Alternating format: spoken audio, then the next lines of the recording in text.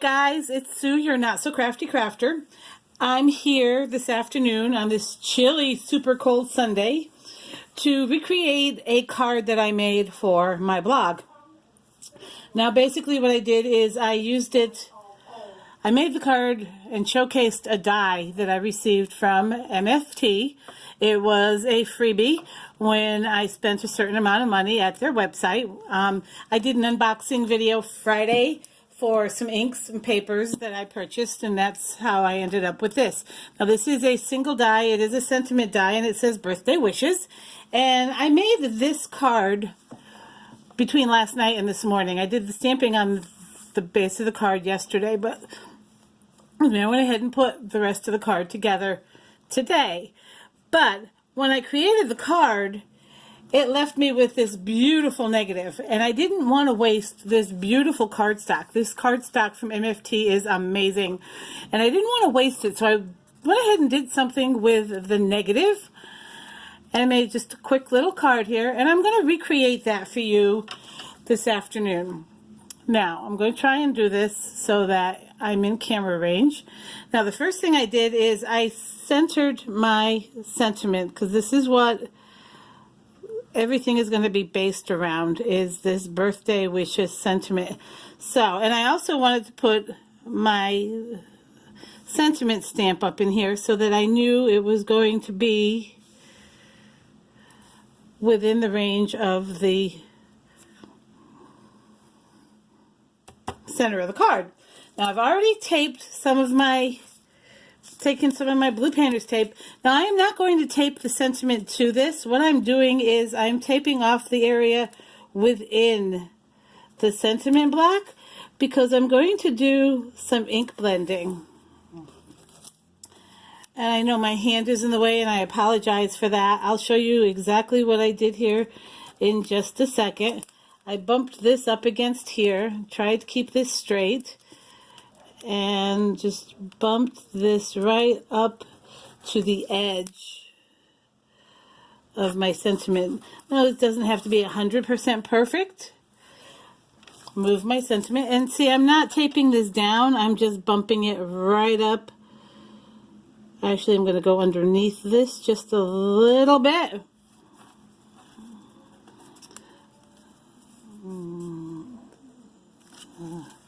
Yeah, let me pull this back here. Sorry. Apologize, friends.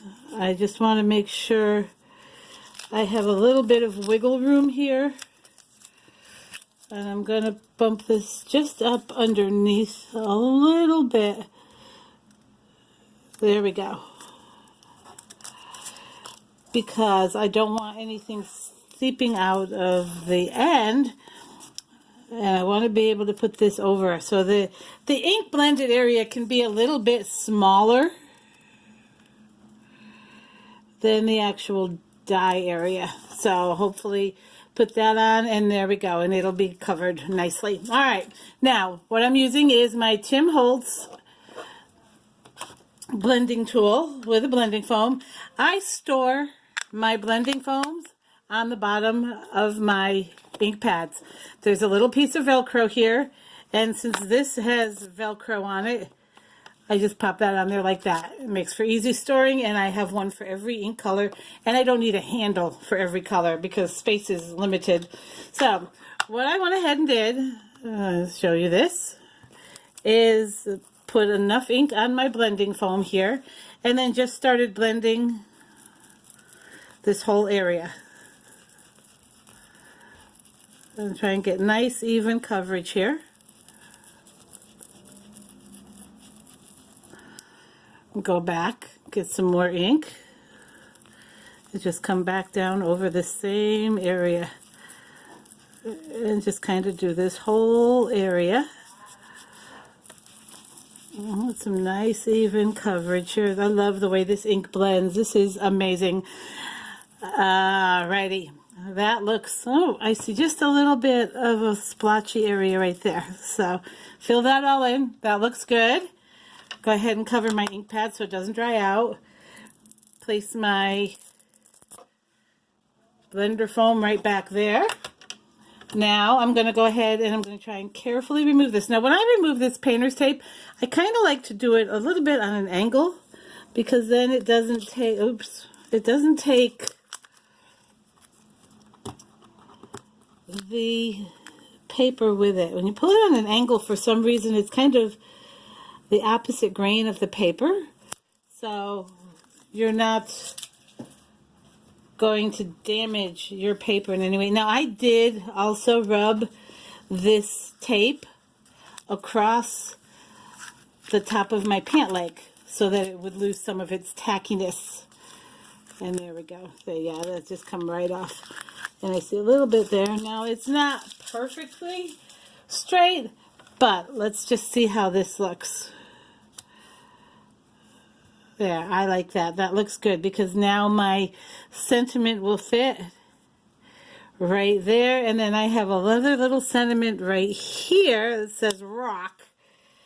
And I'm going to put that right down there. And it's going to say, you rock. So I get to use my negative and some stamps and have some gorgeous ink blending underneath here. So my next step is to move those out of my way.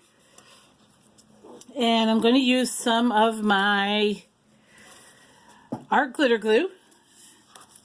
And let's put this here so you can see.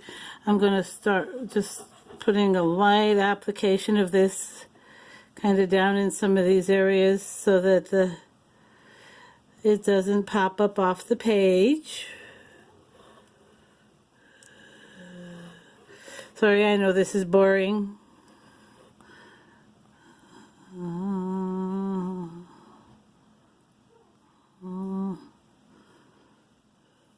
But I want to get all of these little pieces stuck down. There we go. Now, I like using liquid adhesive for things like this because it does give you a little bit of wiggle room there to move around if you don't get something perfectly straight. Now there we go. I like the way that looks. I'm just going to take there we go. The edge and the top of that had curled up just a little bit, and I don't know why. So I'm going to kind of pressure this down. Now there's a little piece right here that's popped up. I'm going to stick a tiniest little dab of glue up underneath that.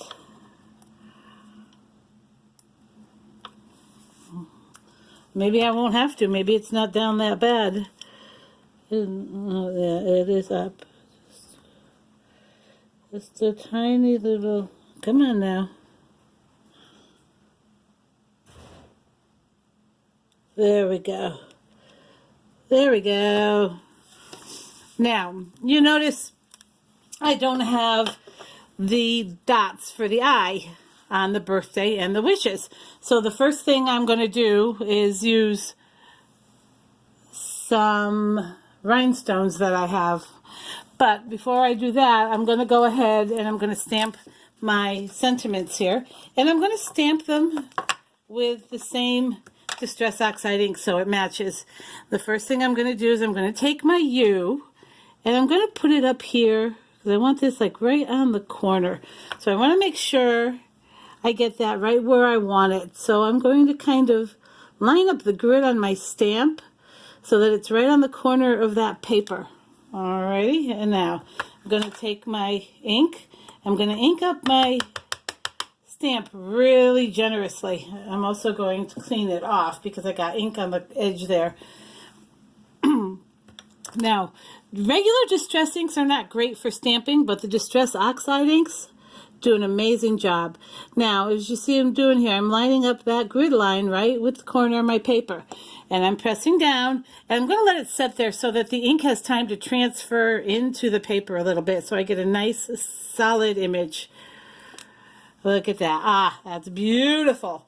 And now I'm going to take my stamp chamois over here and just clean this off. And this is actually just a card drying chamois that I found in the automotive section at my local big box hardware store. Here in the Midwest, it's Menards.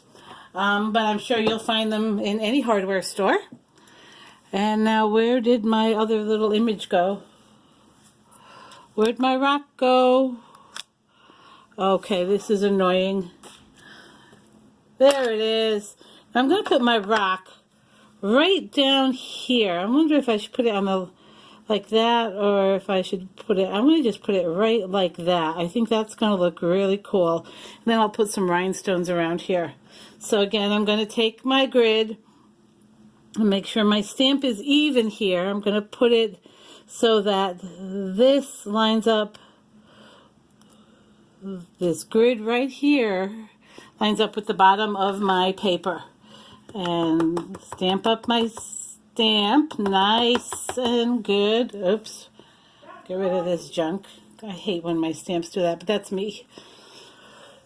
Excuse me. Now, I'm going to come in and I'm going to put this right here, but you see I'm lining up that grid with the edge of my paper. There you go. Can you see over my hands there? Probably not. There you go. And there we go. And my card is almost done. Again, I like to clean off my stamps right away before the ink has a chance to dry on there. And this card is almost done. My next step is to use these rhinestones, which I got from Stampin' Up! Last year, the year before, when I was a demonstrator. And what I'm going to do is I'm going to put these over the area where the dot would be on the eye for birthday.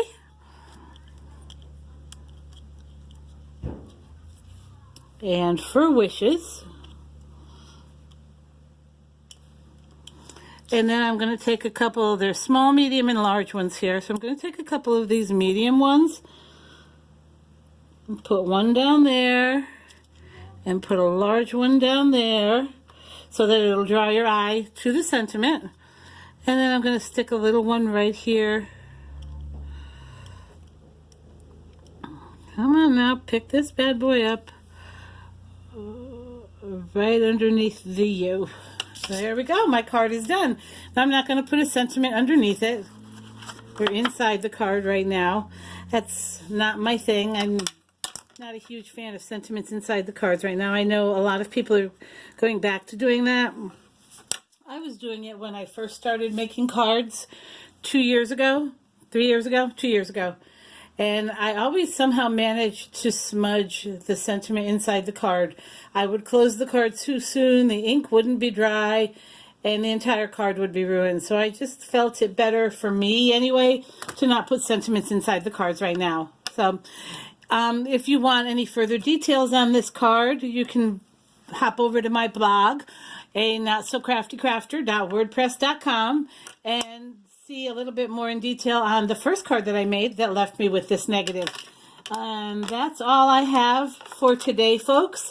I hope you have a crafty Sunday and a wonderful week. And I will try and talk to you again soon. Bye.